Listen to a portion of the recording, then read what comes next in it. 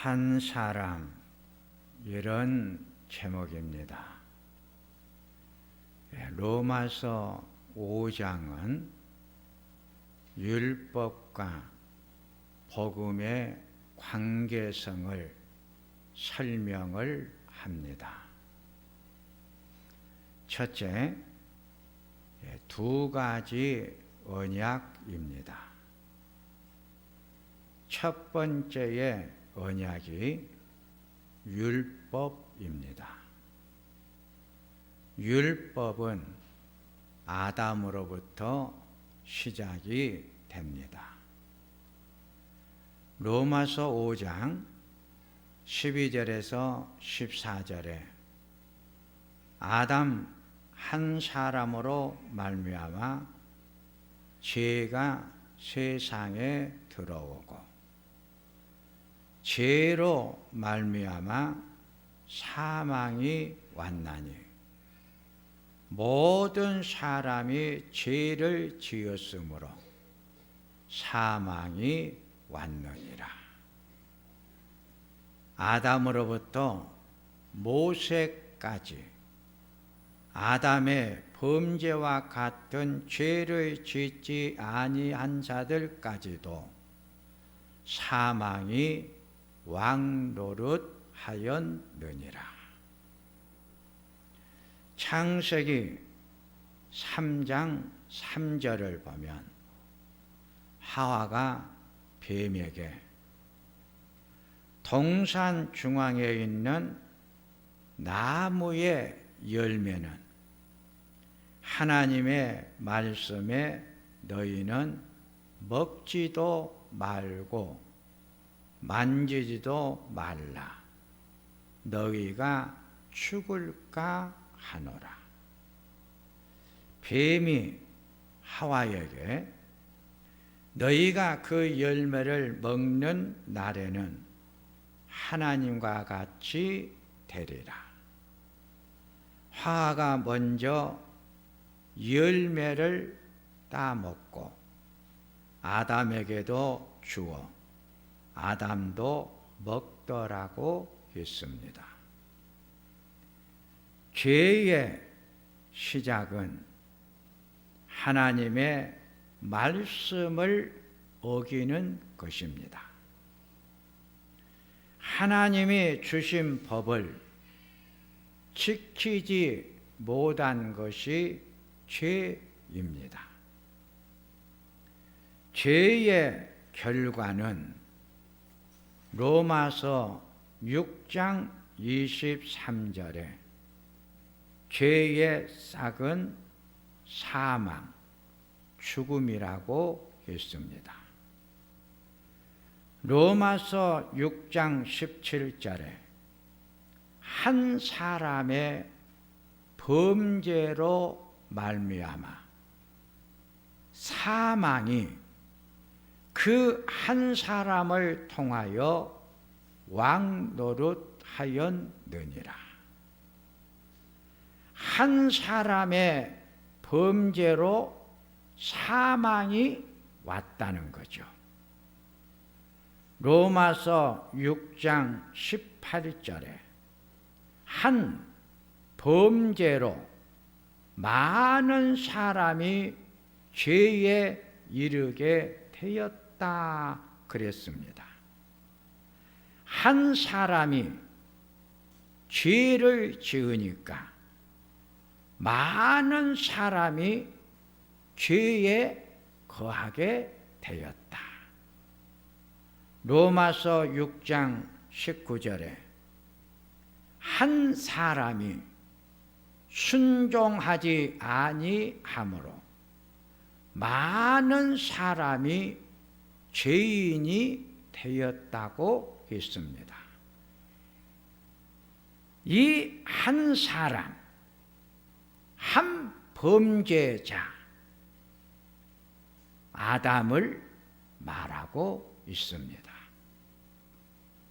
아담의 불순종, 아담의 범죄로 말미암아 모든 사람들이 죄에 이르게 되었고 죄의 결과는 사망, 죽음이 왔다.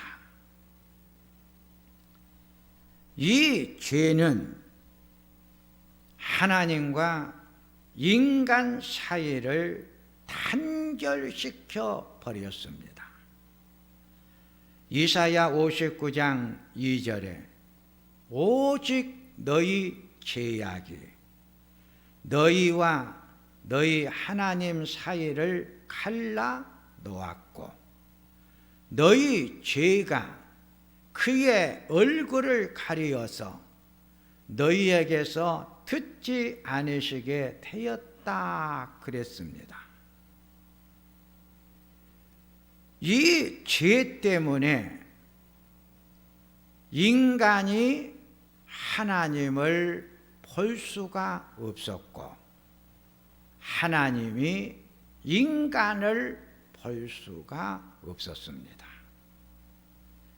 이 죄악 때문에 하나님이 인간을 만날 수 없었고 인간이 하나님을 만날 수 없었습니다. 아담을 통하여 온 죄는 하나님과 인간의 모든 관계를 단절시켰고 갈라 놓아 버렸습니다. 두 번째의 언약은 예수 그리스도입니다. 로마서 5장 15절에 예수 그리스도로부터 온 은혜의 선물은 많은 사람을 살려냈다 그랬습니다. 로마서 5장 17절에 더욱 은혜와 의의 선물을 넘치게 받는 자들은 예수 그리스도를 통하여 생명 안에서 왕노릇하리라. 예수 그리스도가 우리에게 준 은혜의 선물은 예수 그리스도 안에 있는 자는 영원한 생명을 소유한다는 것입니다. 로마서 5장 18절에서 19절에 한 의로운 행위로 말미암아 많은 사람이 의롭다 하심을 받아 생명에 이르렀느니라. 의롭다, 의인이란 단어는 죄를 깨끗이 씻어낸 자를 말합니다. 십자가의 보혈의 피가 우리의 모든 죄를 깨끗하게 씻어 막고 받게 만들어 주셨다. 이사야 1장 18절에 너희 죄가 주홍 같을지라도 눈과 같이 희어질 것이요 진흥같이 붉을지라도 양털같이 희게 되리라.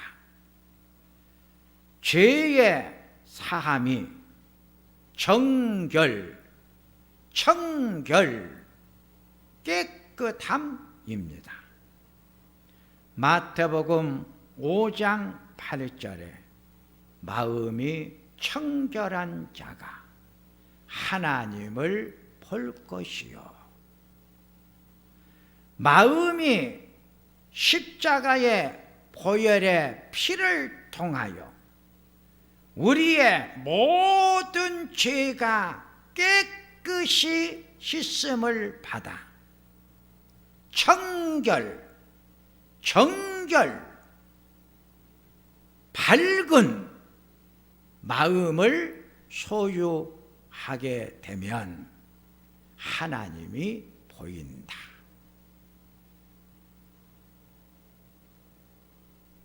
죄인을 의인이 되게 하기 위해 이사야 53장 5절에서 6절을 보니까 그가 찔림은 우리의 죄악 때문이요 그가 상함은 우리 죄악 때문입니다.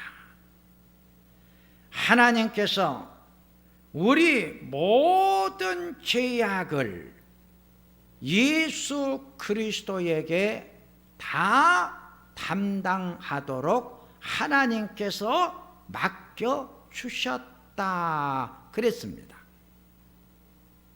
마태복음 27장 50절에서 51절을 보면 예수께서 크게 소리를 지르시고 영원히 떠나가시니 위에 성소 휘장이 위로부터 아래까지 찢어졌더라고 했습니다. 예수님이 십자가에서 우리의 모든 죄를 지고 죽으심으로 죄인된 우리가 의인이 되어 구원을 받은 것입니다. 예수 그리스도 한 사람을 통해 구원, 영생의 문이 열려진 것입니다.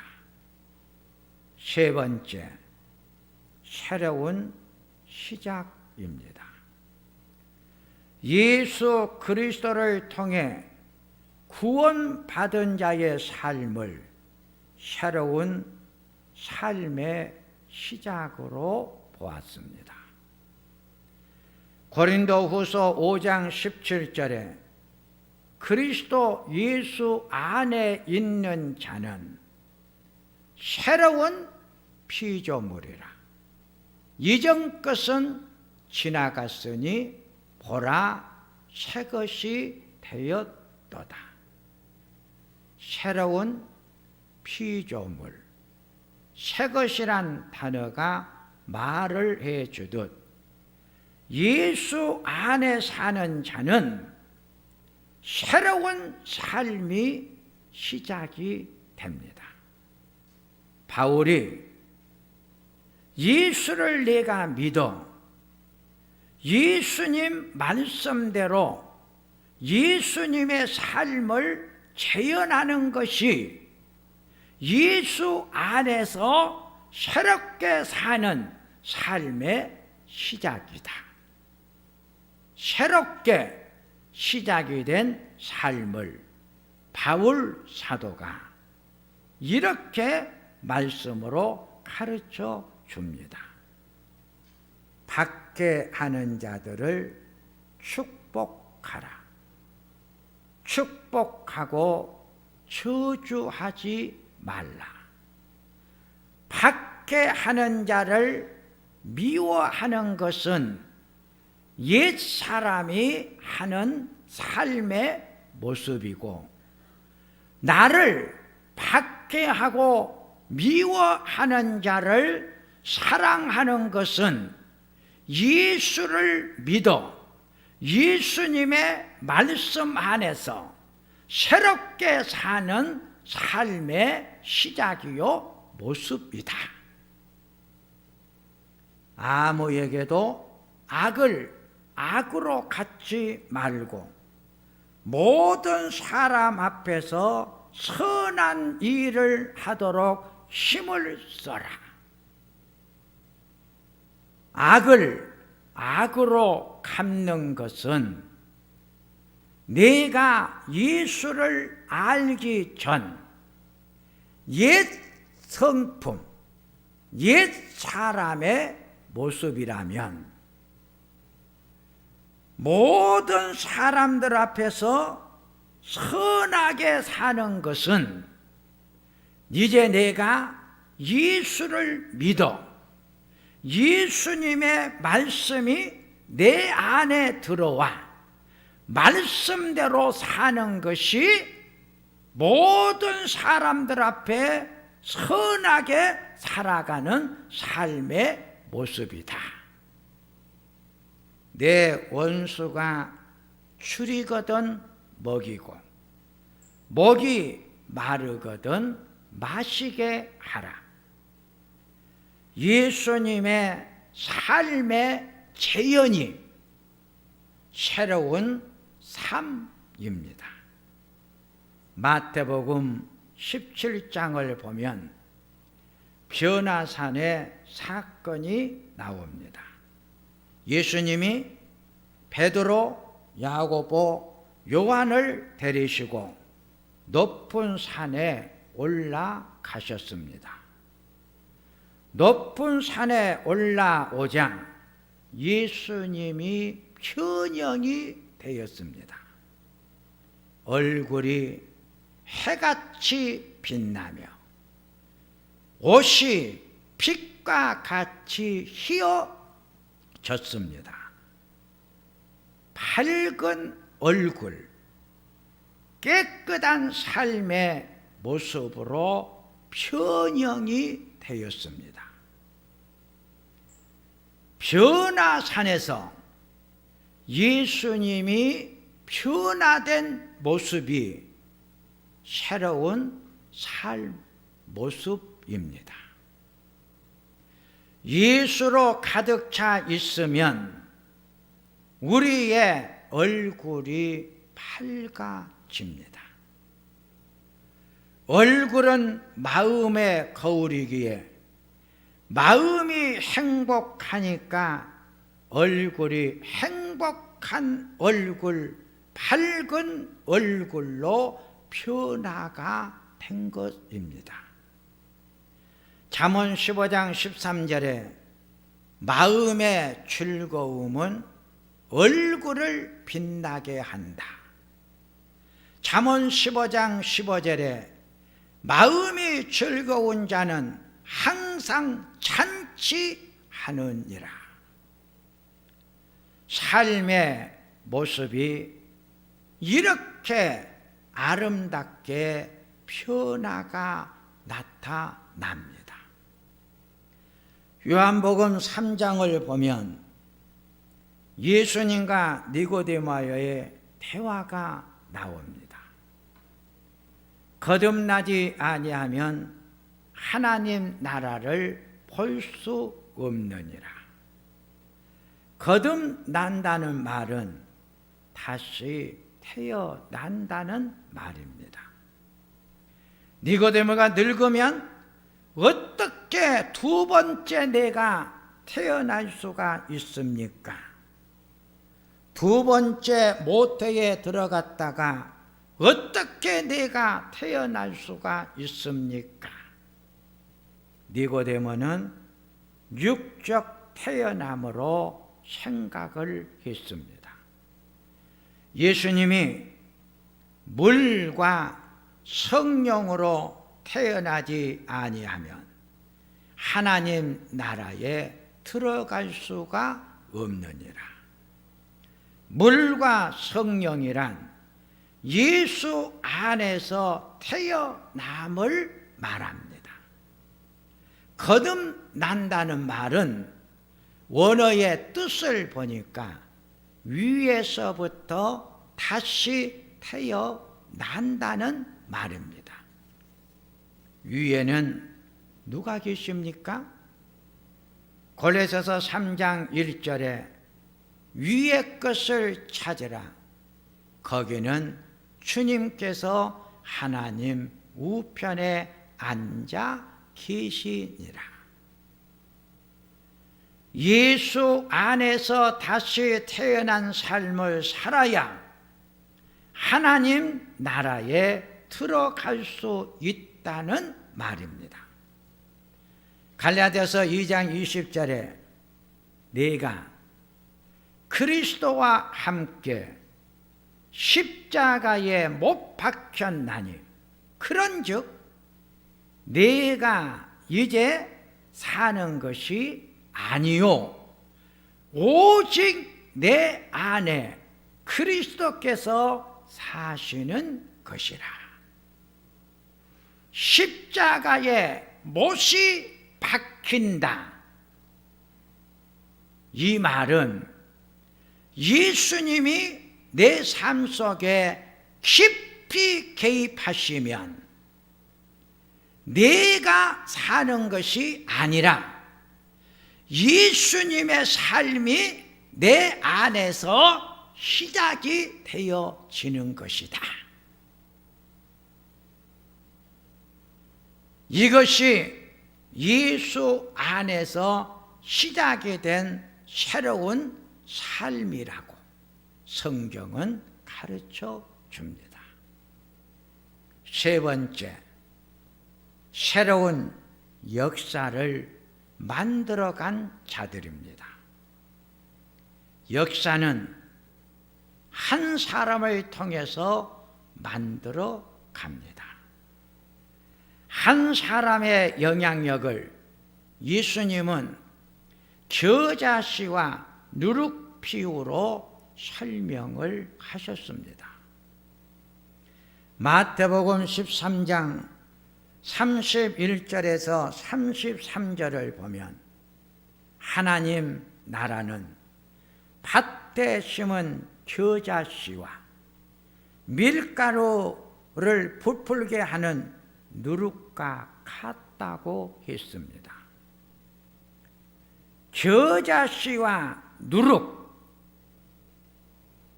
예수님이 새로운 역사를 만들어간 사람을 비유로 설명을 하는데, 겨자씨의 비유는 양적인 성장을, 누룩은 질적인 본질적 변화를 말합니다. 겨자씨는 아주 작은 씨앗이지만 큰 나무로 성장해 가고, 밀가루 속에 누룩이 들어가면 본질적인 변화가 나타난다고 하는 것입니다. 겨자씨와 같은 아주 작은 사람 속에 예수님이 계시면 큰 사람이 되고, 밀가루 같은 성도에게 주님이 계시면 새로운 피조물, 본질적으로 변화가 된 새로운 삶으로 시작이 되어져 간다는 말입니다. 예수님이 12 제자를 통해 전 세계 복음화 작업을 시작하셨습니다. 예수님의 12 제자들은 당시 무능자들이었습니다. 힘없는 자들이었습니다. 모든 사람들 앞에 가장 연약하고 나약한 존재들이었습니다. 이런 힘없고 연약하고 나약한 제자들 속에 예수님이 계시니 위대한 역사를 12 제자를 통해 만들어 가셨습니다. 바울 한 사람을 통해 세계를 복음화 시켰습니다. 바울이라고 하는 한 사람 속에 예수님이 들어가니까 바울을 통해서 유럽이 복음화가 되었고, 유럽이 복음화가 되니까 전 세계가 복음화가 되어져 갔던 것입니다. 전 세계의 복음화의 문을 연 사람은 바울 한 사람을 통해서 역사가 만들어져 갔습니다. 룻도 한 사람을 통해 개혁의 새로운 역사가 시작이 되었습니다. 말틴 루터의 마음속에 하나님의 말씀이 들어가니까 말씀대로 사는 프로테스탄트 개신교가 탄생이 되었던 것입니다. 복음이 들어간 한 사람이 이렇게 중요합니다. 새로운 역사는 복음이 들어간 한 사람을 통해서 새로운 세계, 새로운 삶, 새로운 역사가 시작이 되기 때문입니다. 아담 한 사람 때문에 죄가 시작이 되고 사망이 왔습니다. 예수 그리스도 한 사람 때문에 죽음에서 부활, 다시 사는 역사, 새롭게 사는 삶이 시작이 되었습니다. 이제 말씀을 정리를 합니다. 홍콩에 가면 도풍산에 팔각정 교회가 있습니다. 홍콩의 도풍산은 불교의 성지였고 유명한 절이 있습니다. 노르웨이 출신인 칼 라이힐터 선교사는 루터란 라오 소속 선교사로 중국에 1904년도에 갔습니다. 불교국인 중국인들에게 어떻게 복음을 전할까 생각을 하다가 머리를 깎고 절에 들어가 스님이 되어 불교 경전을 연구하기 시작을 합니다. 성고국에서는 난리가 났습니다. 선교사가 스님이 되어버리느냐? 선교사가 왜 불교 경전을 연구를 하느냐? 30년 동안 선교를 했지만 전도 한 명을 못했습니다. 30년간 불교를 연구하면서 스님들에게 열심히 이 선교사가 전도를 했지만 결신자를 맺지를 못했습니다. 30년 후 어느 날 한 스님이 진리를 찾다가 선교사님이 전해준 복음의 진리를 만나게 됩니다.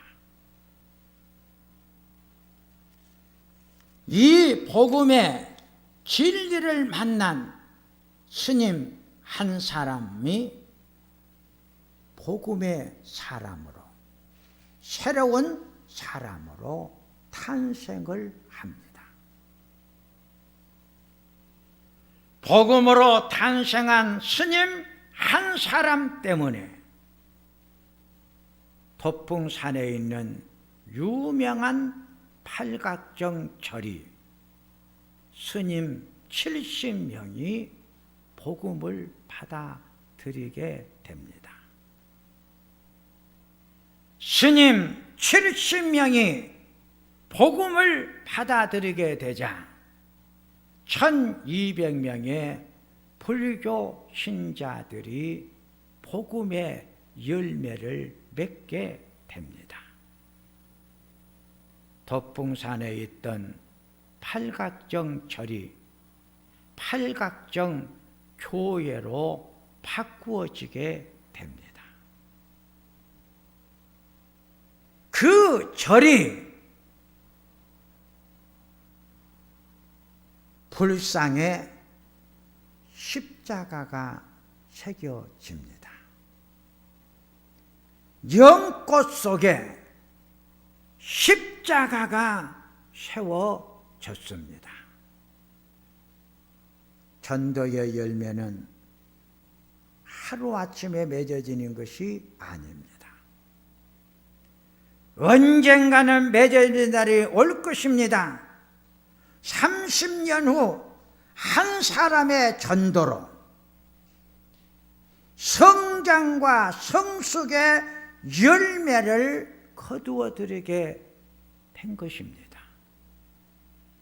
그래서 홍콩에 가면 팔각정 교회를 우리 성도님들이 꼭 찾아갑니다. 절이 교회로 바꾸어져 종탑에 십자가가 새기고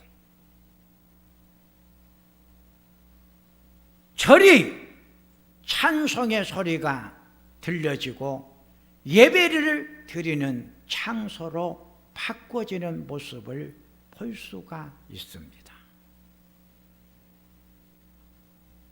복음으로 새롭게 삶을 시작한 한 사람이 새로운 역사를 만들어 갔던 것입니다.